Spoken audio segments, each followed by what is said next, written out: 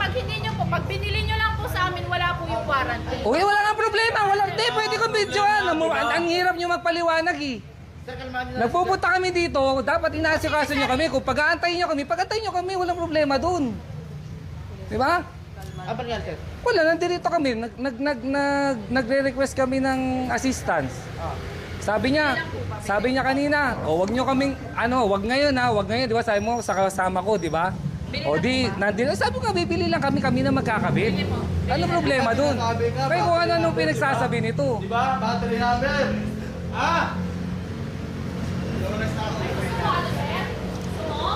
Okay.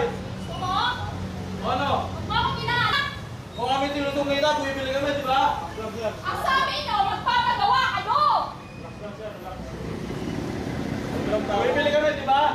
Huwag mo kami tinutungin na, customer kami. Ang sabi mo, magpapagawa kayo! Di ba? Sinaano! Kanina pa kami dito, nag-assist dito lahat.